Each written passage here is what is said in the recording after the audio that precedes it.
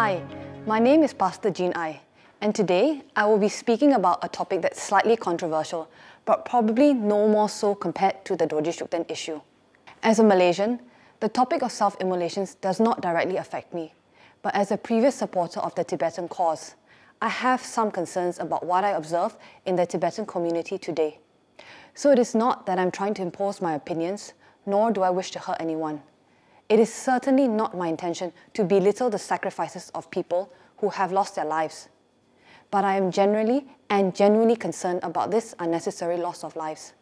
The Merriam-Webster Dictionary defines self-immolations as a deliberate and willing sacrifice of oneself, often by fire.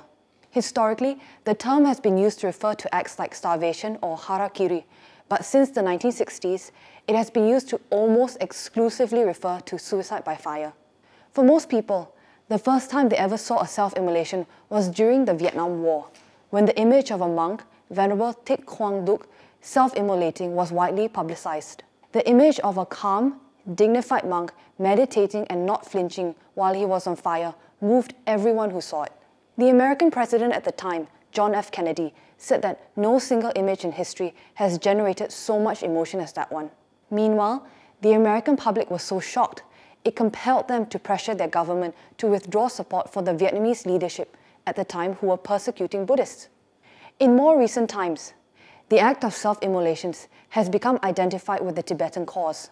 Since 2008, over 150 Tibetans have self-immolated to express their desperation and suffering over their lack of political progress. However, their actions have come to be seen as less effective than Venerable Ducs of Vietnam.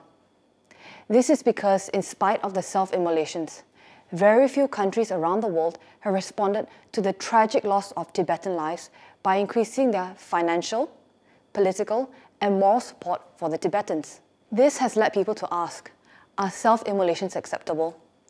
The act of self-immolations can be examined from two perspectives, secular and spiritual. From a secular point of view, when you engage in any form of protest, you do so because you want to bring about a particular result. So if that form of protest is not gaining the desired result, you have to wonder if it really makes sense to continue in the same way instead of changing tactics.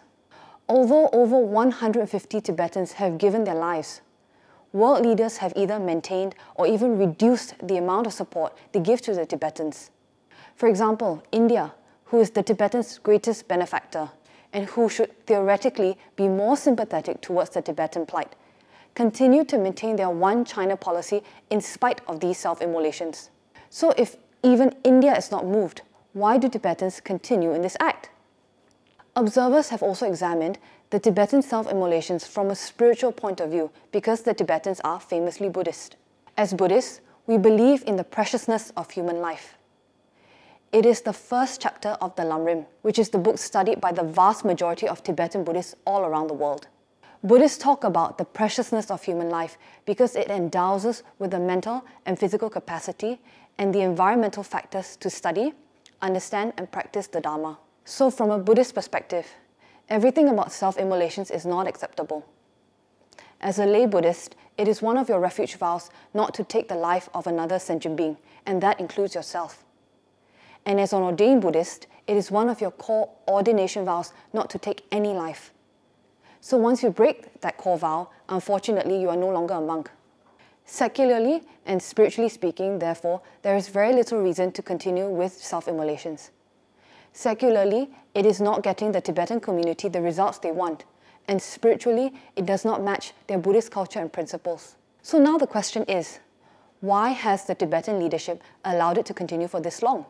After the 20th, 30th self-immolation, why didn't the government speak up strongly against it to stop it and to tell the people that it is not working to pressure world leaders to increase their support for them? And what are they doing now to stop more Tibetans from giving up their lives? Unfortunately, it seems that not much, or rather, not enough is being done. I have some friends who live in the Tibetan settlements, and they've told me it's frustrating for them to see the self-immolation memorials because it makes the self-immolations look good. There's one in Delhi's Majnu Katila Tibetan settlement, for example, and another in Dharamsala. And these kinds of memorials kind of glamorize the deaths and therefore encourage people to follow in the self-immolators' footsteps because they know they will be celebrated for their act which they feel demonstrates their loyalty to Tibet. All of this will only lead to more Tibetan lives being lost, and my friends just don't want to see this happening anymore. They would rather have more Tibetans live to fight another day than to give up their lives now. Friends have also told me that people do wonder why the Tibetan leadership spends money on these memorials, when perhaps they should be using this money to build schools, to fund hospitals, to establish libraries, to help improve the lives of the Tibetans in exile.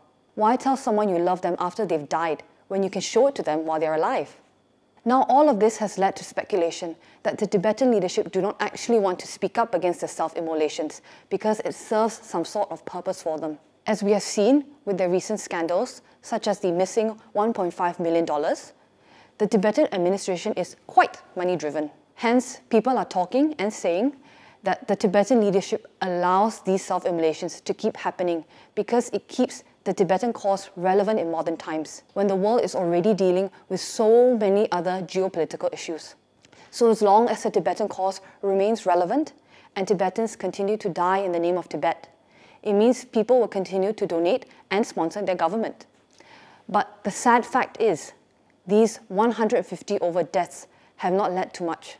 In fact, day by day, support for the Tibetan leadership continues to decrease, while the world opts to form positive bilateral relations with China, arguably the world's most powerful economy today. So again, we go back to the question, why do the Tibetan leadership allow the self-immolations to continue when the only thing it seems to be doing is reducing the number of Tibetans?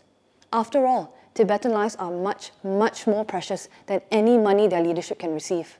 If we give them the benefit of the doubt, perhaps the Tibetan leadership did try to stop it, but people are not listening. However, it is very difficult for me to believe that they have run out of ideas to try and stop the self-immolations. Take the Dorje Shukden ban, for example. The Tibetan leadership have printed books, brochures, filmed videos, hung up posters, all telling people over and over again to give up Dorje Shukden. They've spoken out so strongly against the Dorje Shukden practice.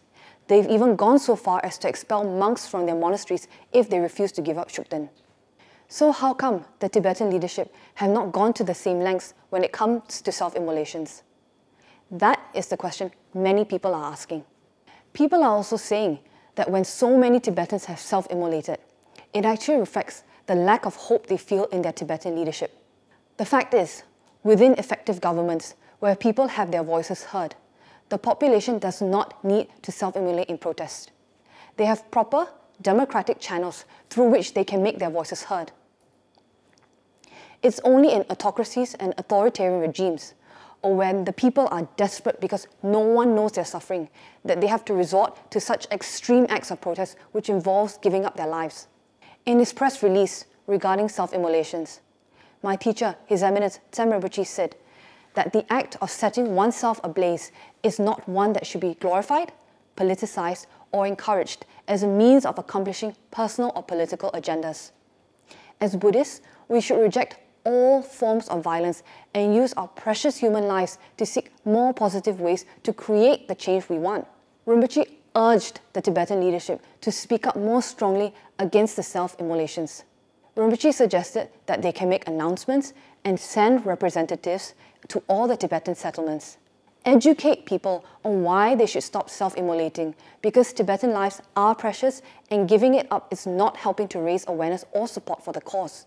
Rinpoche has also respectfully requested His Holiness the Dalai Lama to speak up firmly and ask Tibetans not to destroy their own lives and to achieve their cause through peaceful means.